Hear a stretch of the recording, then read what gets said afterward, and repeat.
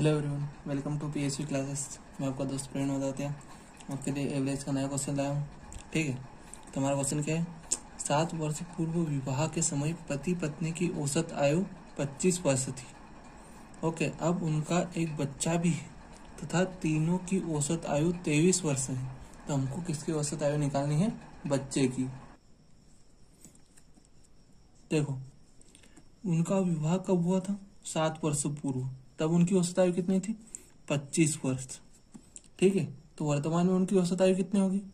देख, पति भी वो 7 वर्ष बड़ा होगा, पत्नी भी 7 वर्ष बड़ी होगी। ठीक है, ऐसा तो नहीं कि भैया पत्नी की आयु नहीं बढ़ी और पति की बढ़ गई ऐसा तो होता नहीं है। ठीक है, तो पति भी 7 वर्ष बड़ा होगा और पत्नी भी 7 वर्ष बड़ी होगी। इनका मतलब उनका औसत भी 7 वर्ष से बढ़ जाएगा। ऐसा क्वेश्चन भी आता है। ठीक है, उसका मैंने वीडियो बनाया है, वो आप देख लेना। तो अब वर्तमान में उनकी औसत आयु कितनी हो गई? 32 वर्ष। ठीक है, अब हमको पता चल गया कि इनकी औसत आयु कितनी? 32 वर्ष।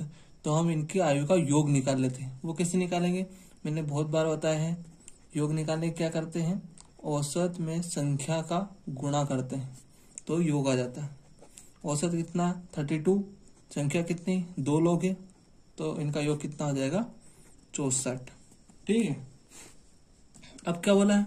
उनका एक बच्चा भी है। अब तीनों की औसत आयु 23 वर्ष है। जो वर्तमान में है ना, तीनों की औसत आयु कितनी है? 23 वर्ष है। तब हम इन 3 लोगों का योग निकाल लेते हैं। तो वो कैसे निकालेंगे? औसत गुणित 3 बराबर क्या आएगा? 3 3 जा 9 और 3 2 जा 6। तो इन तीनों का आयु का योग कितना हो गया? 69। इन दोनों का जो पति पत्नी है उनके आयु का योग कितना है? 64। और पति पत्नी और बच्चे के औसत आयु का योग कितना है? 69। मतलब हम इन तीनों के आयु के योग में से इन दोनों के आयु का योग अगर घटा दे तो हमको बच्चे की आयु मिल जाएगी, और वो कितनी आएगी? 5। ये हमारा है आंसर। ठीक है, एक और ऐसा ही क्वेश्चन है।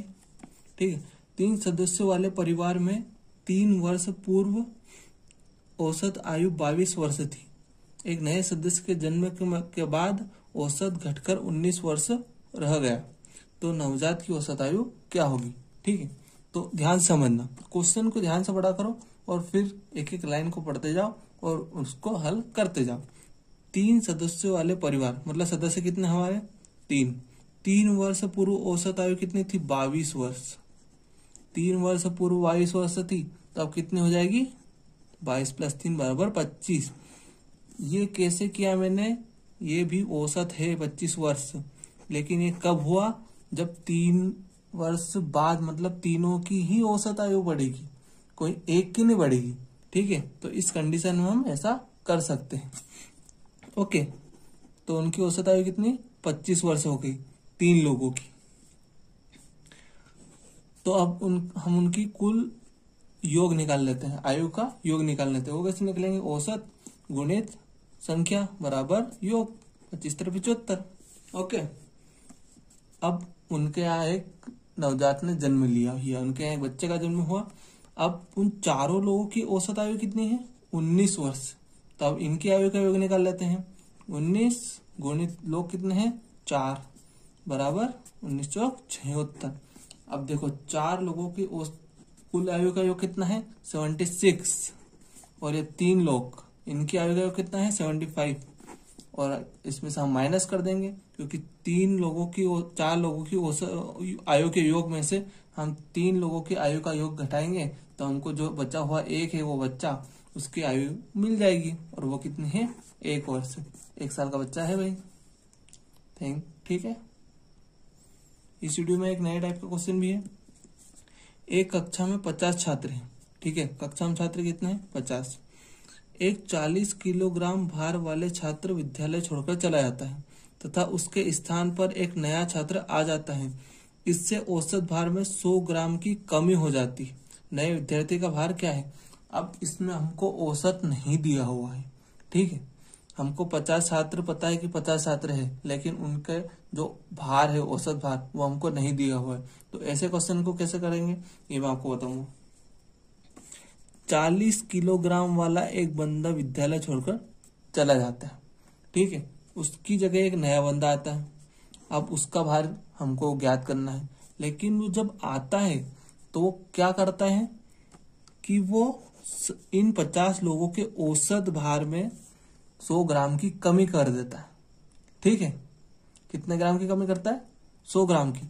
इसका मतलब समझे आप? इसका मतलब ये हुआ कि जो 40 वाला बंदा गया, अब जो नया बंदा आएगा ना, वो 40 से उसकी आयु कम होगी, क्योंकि वो औसत भार में कमी कर रहा है।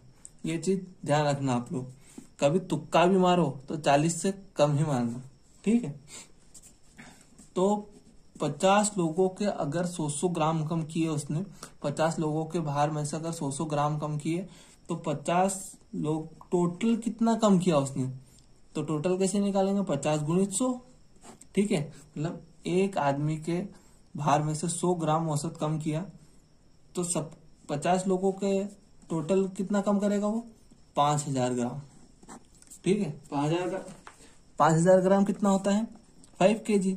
इसका मतलब 5 kg कम आया उधर से। अगर 40 से 40 आता तो कोई फर्क नहीं पड़ता, लेकिन 40 से कितना कम आया?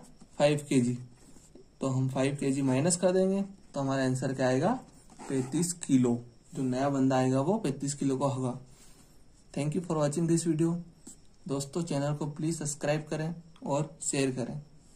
Thank you.